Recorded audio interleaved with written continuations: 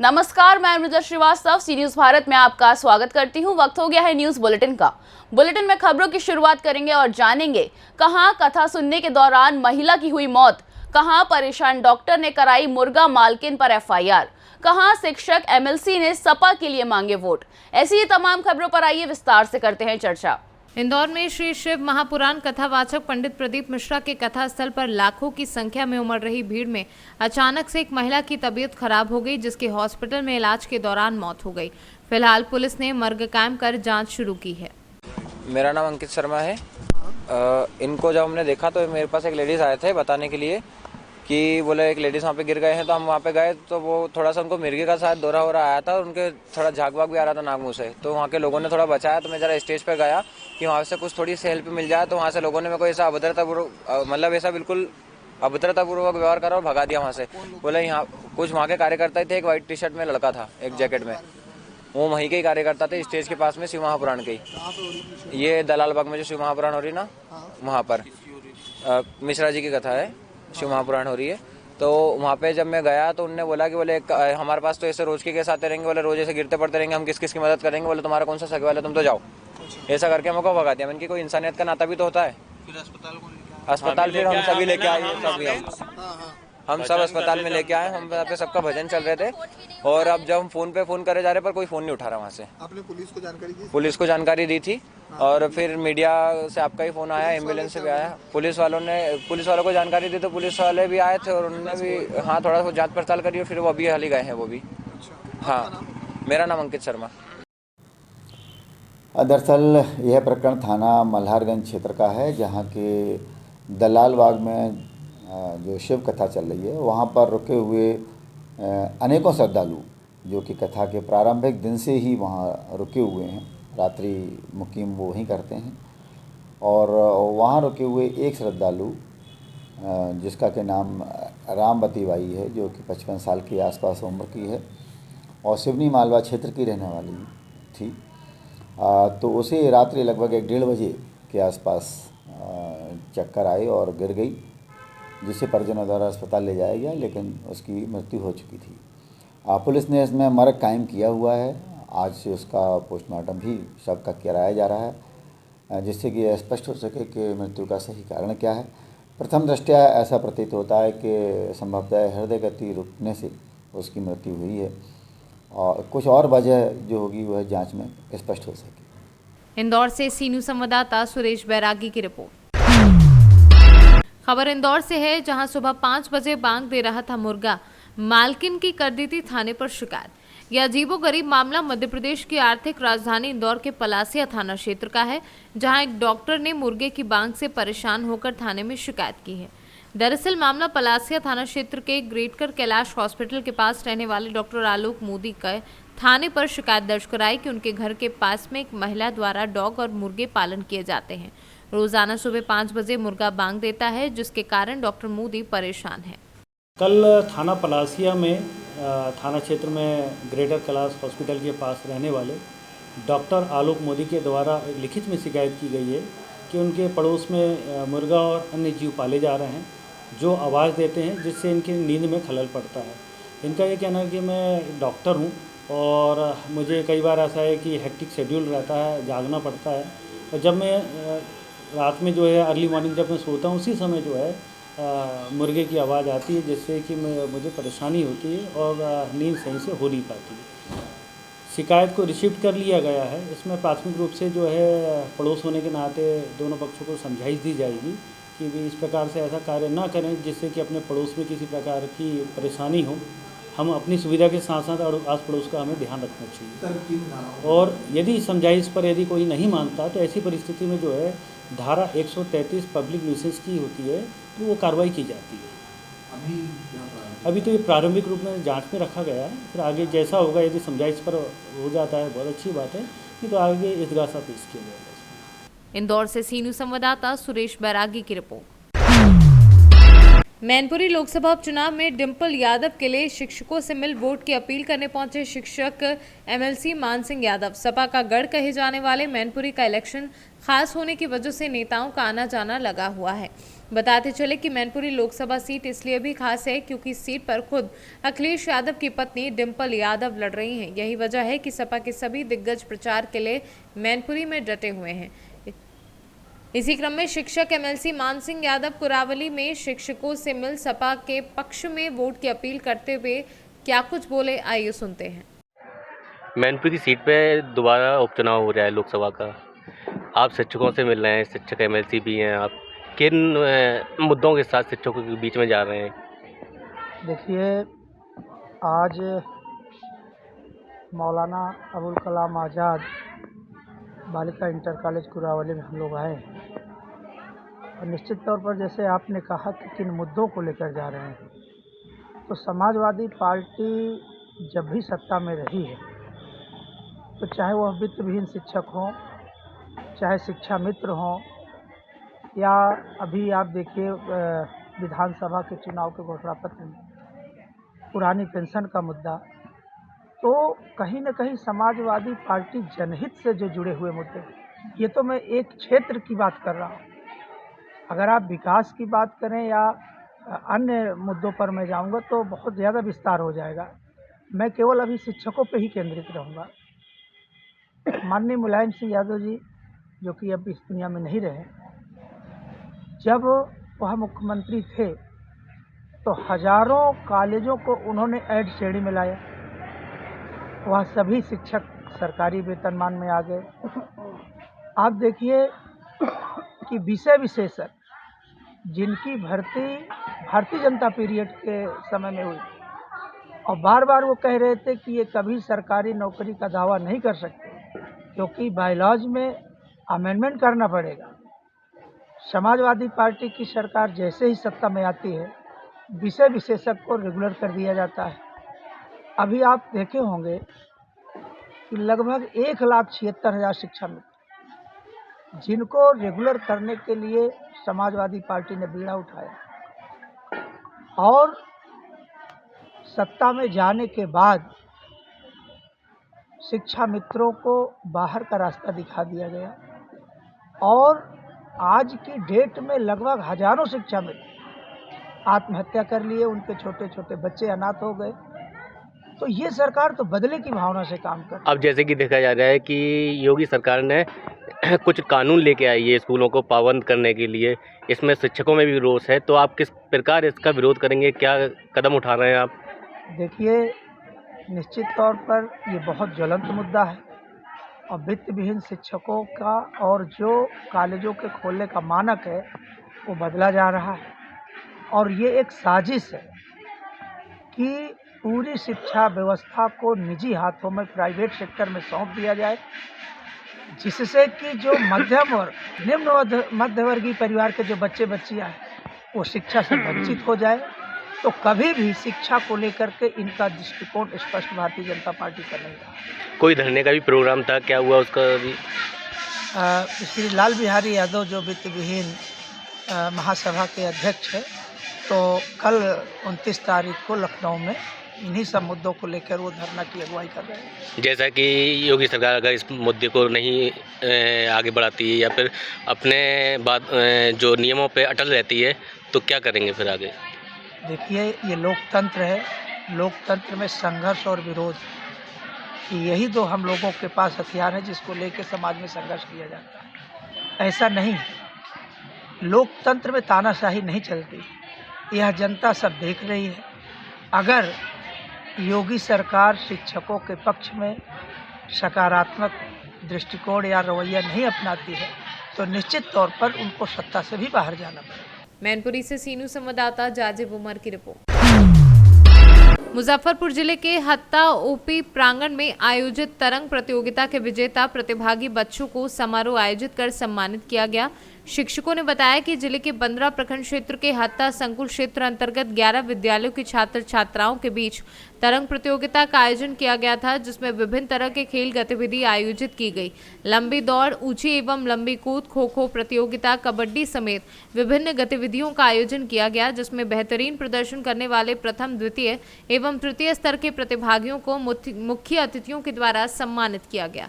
कार्यक्रम के दौरान शारीरिक शिक्षकों की सक्रिय भागीदारी रही और वहीं संकुल क्षेत्र अंतर्गत विभिन्न विद्यालयों के स्कूल प्रधानों के अलावा सहयोगी शिक्षकों की खास भूमिका रही। मुजफ्फरपुर जिले के हत्था में हम खड़े हैं। संकुल हत्था के अंतर्गत यह 11 विद्यालय हैं जहां के बच्चे यहां विशेष गतिविधि में शामिल हो रहे हैं। संकुल स्तरीय खेलकूद प्रतियोगिता का आयोजन किया गया है। पहले, दूसरे और तीसरे स्थान लाने वाले बच्चों को यहां विशेष तौर से कार्यक्रम का आयोजन कर सम्मानित भी किया जाएगा। बच्चे चयनित होंगे, वहां प्रखंड स्तरीय जो प्रतियोगिता होगी उसमें वे पार्टिसिपेट करेंगे। दीपक कुमार तिवारी, सी न्यूज भारत, मुजफ्फरपुर, बिहार। प्रयागराज के थाना क्षेत्र के गौशौरा कला में 3 दिन पूर्व दिन दहाड़े हुई चोरी की घटना की जांच करने पहुंचे क्षेत्राधिकारी व थाना प्रभारी मेजा ने जांच कर पीड़ित परिजनों से जल्द ही घटना का खुलासा करने की बात कही है। कल आप घर में अकेली थी? तो क्या घटना घटी आपके साथ? हम घर में अकेले थे, बर्तन धुल रहे थे। हाँ। तब एक आदमी आया और वो मेरा नाम, हाँ। पापा का नाम, मम्मी का नाम, सबका नाम अपने से बताया है। हाँ। उसके बाद फिर बोला कि क्या कहते तुम्हारे पापा बिजली विभाग में ड्यूटी करते हैं? हम बोले हाँ। हाँ। उसके बाद फिर हमसे बोला कि तुम्हारा वजीफा आया है 40,000 का, तुमको फोन मिलेगा EMI का। हाँ। उसके बाद कह रहा है पैसे लाओ, उसमें जो नंबर होता है नोट का वही लिखेंगे। हाँ। तब नोट का नंबर हम गए अंदर, उसके बाद मेरे पीछे अंदर चला गया। हम बोले बाहर रहो। हाँ। कर हम चोर नहीं है, हम तुम्हारा कुछ चुरा नहीं लेंगे। हाँ। हम कहे चोर हो तो क्या हम जान रहे हैं कि तुम चोर ही हो? हाँ। तो कह रहा हम चोर नहीं है। उसके बाद फिर हमसे कह रहा है कि तुम हम जो चाबी दो। हम कहे चाबी नहीं देंगे, हम नहीं जानते हैं चाबी। फिर कह रहा है दो नहीं तो हम तुमको मार देंगे। क्या उसके हाथ में कोई औजार था? नहीं। अच्छा। और चाबी हम दे दिए। उसके बाद वो अपने से सब चीज ढूंढने लगा।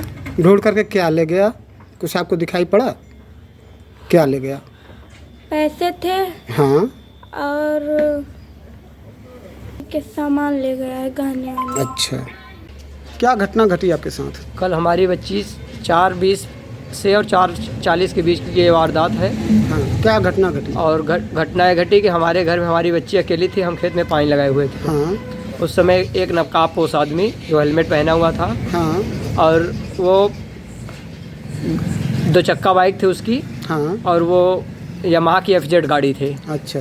उससे जो है वो वहाँ पर खड़ा किया बाहर में और सीधे हमारे घर में घुस आया और जो है तिजोरी से पैसे और बच्ची को हमारे डरा धमका कर हाँ। तिजोरी से पैसे और क्या है गहना लेकर जो है भाग गया। लगभग कितने की चोरी हुई होगी आपको? लगभग 6.5 लाख की चोरी हुई है। क्या क्या सामान गए थे? सामान में जो है मंगलसूत्र था सोने का और हाफ पेट वो क्या था? हार। हाँ। और अंगूठी थी सोने की। कान का जो 2 बाला था, झुमका था। नकदी रुपए कितने गए होंगे? नकदी रुपए 37-38 हज़ार तक। अच्छा। आपने इसकी शिकायत कहीं की? हाँ, हमने 112 पे फ़ोन किया, 100 नंबर वाले आए। हाँ। उसके बाद चौकी इंचार्ज सिरसा आए। हाँ। उनके एक सिपाही ने काफ़ी बदतमीजी से पेश आया। क्या बोला उन्होंने? उन्होंने बोला कि ये लड़की का मामला है, छोटी बच्ची। हाँ। और इसलिए हमको इनकी बात अच्छी नहीं लगी। अच्छा। हाँ। आपका परिचय? ओम प्रकाश पटेल। आपके यहाँ चोरी की घटना को लेकर आज क्षेत्राधिकारी मेजा व SHO मेजा आए थे, क्या आश्वासन मिला उनके द्वारा आपको? आश्वासन यह दिया गया कि हम 5 दिन के भीतर जो है घटना का खुलासा करेंगे। किस तरीके से घटना का खुलासा करेंगे? चोरी की घटना का खुलासा करेंगे। मोबाइल ट्रेस करके, मोबाइल की लोकेशन ट्रेस करके जो है बोले हैं कि लोग हम खुलासा करेंगे। मोबाइल जो मोबाइल चालू रहेंगे उसके आधार पे। अच्छा। आगे यहाँ वार्ता के दौरान क्या बातें हुई? वार्ता के दौरान यह बात है कि हम 5 दिन में खुलासा करेंगे और उन्होंने तो यह बताया कि यह चोरी बिल्कुल जो है झूठी है। हाँ उनके हिसाब से तो हमारा कुछ गया ही नहीं है। हाँ। निकाले गए हैं, उनको उन्होंने गलत ठहराया है। क्या बोला गलत का? उन्होंने यह बोला कि जो है जितने भी पत्रकार, जिस पत्रकार ने यह खबर फैलाया है उसके विरुद्ध जांच कराकर उसकी जो है आईडी बंद कर दी जाए। यह बात किसने कही? यह बात HSO मेजा ने कही। प्रयागराज से सी न्यूज संवाददाता बुद्धसेन वर्मा की रिपोर्ट। दिव्यांग बच्चों के समावेशी शिक्षा के क्रियान्वयन हेतु जनपद स्तरीय कार्यशाला का आयोजन जिला शिक्षा एवं प्रशिक्षण संस्थान सभागार ज्ञानपुर जनपद भदोई में किया गया। कार्यक्रम के मुख्य अतिथि भानु प्रताप सिंह, मुख्य विकास अधिकारी भदोई और विशिष्ट अतिथि डिप्टी CMO जनपद भदोई रहे। कार्यक्रम के प्रारंभ में मां सरस्वती की प्रतिमा पर दीप प्रज्वलन और माल्यार्पण के साथ शुरू हुआ। प्राथमिक विद्यालय उमरिया के बच्चों द्वारा ज्ञानविन दुनिया संगीत को प्रस्तुत कर कार्यक्रम में ऊर्जा का संचार किया गया। कार्यक्रम की रूपरेखा के विषय में संक्षिप्त परिचय BSA भूपेंद्र नारायण सिंह द्वारा प्रस्तुत किया गया। भदोई से सी न्यूज संवाददाता नितेश उपाध्याय की रिपोर्ट। फर्रुखाबाद जिले में 1123 ऐसे परिवार हैं जो बच्चों के नियमित टीकाकरण कराने में झिझक रहे हैं। इन परिवारों को नियमित टीकाकरण का महत्व समझाने के लिए मंगलवार को जिलाधिकारी सभागार में स्वास्थ्य विभाग के सहयोग से यूनिसेफ ने जिले के धर्मगुरुओं और प्रबुद्ध जनों के साथ मिलकर टीकाकरण में सहयोग न देने वाले परिवारों को समझाने के लिए विचार विमर्श किया। इस दौरान ADM सुभाष प्रजापति ने समाज के प्रबुद्ध जनों और धर्म गुरुओं से अपील करते हुए कहा कि जिस तरह से आप लोगों के सम्मिलित प्रयास से देश ही नहीं वरन जिले से भी पोलियो को खत्म कर दिया गया है, उसी तरह से बच्चों में होने वाली जानलेवा बीमारियों से बचाने के लिए कुछ लोग टीकाकरण नहीं कराते हैं। उनको इसके लाभ बताने की जरूरत है। फर्रुखाबाद से सी न्यूज संवाददाता आर्यन राजपूत की रिपोर्ट। आज ब्लॉक अराव में वीडियो ओम प्रकाश की निगरानी में दिव्यांग जन सशक्तिकरण कल्याण शिविर का आयोजन किया गया। कार्यक्रम का शुभारंभ मुख्य अतिथि ब्लॉक प्रमुख कमलेश राजपूत एवं खंड शिक्षा अधिकारी नंदलाल रजक एवं मंडल अध्यक्ष BJP पार्टी के पंकज राजपूत के द्वारा मां सरस्वती के चित्र पर पुष्पहार अर्पित करके दीप प्रज्वलित करके किया गया। कार्यक्रम को बुलंदियों तक ले जाने के लिए उच्च प्राथमिक विद्यालय से आई बालिकाओं ने मां सरस्वती वंदना की शानदार प्रस्तुति दी और आए हुए मुख्य अतिथियों का मन मोह लिया। किस तरीके का प्रोग्राम का आयोजन किया गया है? ये शासन के निर्देशों के क्रम में जो दिव्यांग बच्चे हैं 18 वर्ष की आयु तक के, उनके लिए ये कैंप का आयोजन किया गया है। और इस कैंप में एक ही छत के नीचे बच्चों का आधार कार्ड बनवाना या उनका दिव्यांग सर्टिफिकेट बनवाना या उनका स्वास्थ्य परीक्षण या उनके आय जाति का प्रमाण पत्र, बहुत सारी ये योजनाएं हैं, बहुत सारे कार्यक्रम हैं, उनको एक ही छत के नीचे आज उनको प्रोवाइड कराया जा रहा है। इसीलिए इसको बहुउद्देशीय शिविर का नाम दिया गया है। पहले मैं आपका शुभ नाम जानना चाहूँगा। ABS से आराम नंदलाल रजक।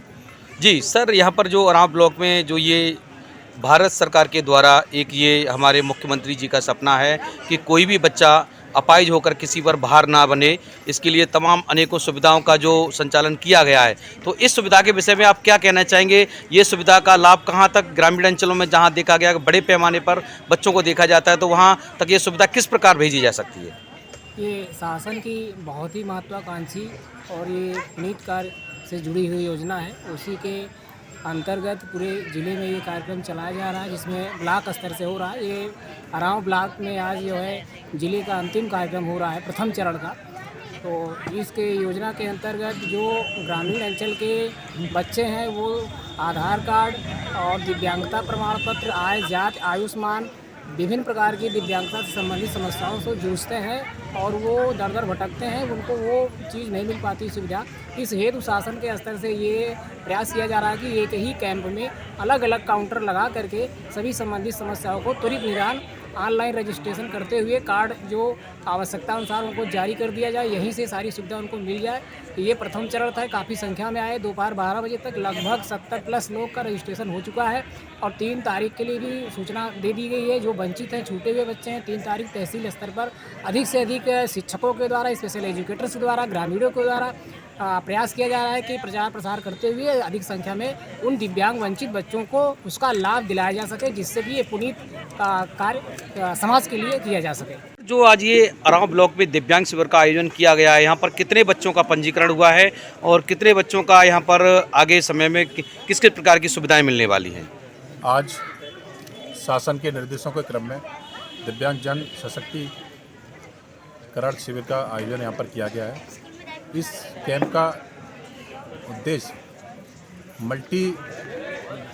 बहुउद्देशीय एक ही कार्यक्रम है, जिसमें कि आप बच्चों से रिलेटेड सारे ही प्रॉब्लम जो भी उनकी हैं, चाहे वो हेल्थ से रिलेटेड हो, चाहे वो एजुकेशन से रिलेटेड हो, चाहे वो कास्ट सर्टिफिकेट या इनकम सर्टिफिकेट या उनकी हेल्थ से लिए आयुष्मान कार्ड, वो सारे यहाँ पर रजिस्ट्रेशन हो रहे हैं और उनको सारी सुविधाएं प्रोवाइड किया रही है। कितने बच्चों का हुआ है ये तो अभी शाम तक सारा फिगर निकल के आएगा, लेकिन ये बहुत ही पारदर्शिता के साथ इस कैंप का आयोजन किया जा रहा है, ताकि जो भी लोग इन कामों के नाम पर जो बिचौलिए थे, जो दलाली कर रहे थे, उन सबको इस कार्यक्रम से दूर हटाया जा रहा है। सर, जो ये बच्चों का पंजीकरण किया जा रहा है, रजिस्ट्रेशन किया जा रहा है दिव्यांग बच्चों का, क्या उस रजिस्ट्रेशन से जो उनको एक जो कार्ड दिया जाएगा, उस कार्ड से क्या उन बच्चों को रोडवेज बस में या ट्रेन में किसी प्रकार का लाभ मिलेगा?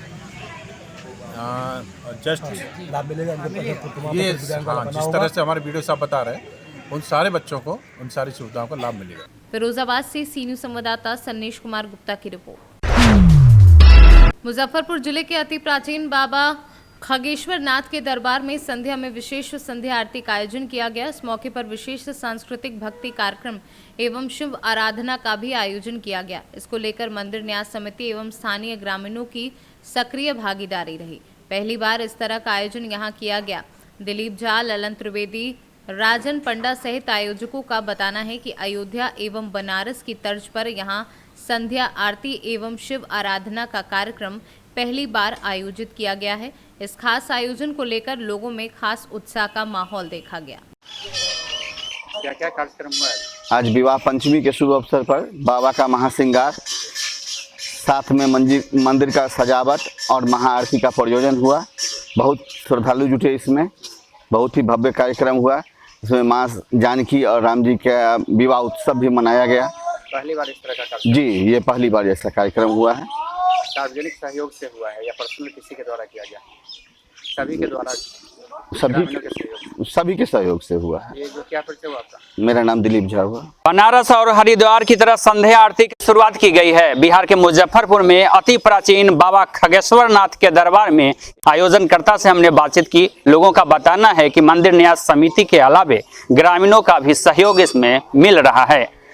पहली बार शुरुआत करने के पीछे मकसद है कि बाबा की महिमा को व्यापक नजरिए से देखा जाए और सेवा का जो यह सिलसिला है उसको नए कीर्तिमान के साथ आयोजनकर्ता इसको देखना चाहते हैं और इसकी शुरुआत आज से की गई है। दीपक कुमार तिवारी, सी न्यूज़ भारत, मुजफ्फरपुर, बिहार।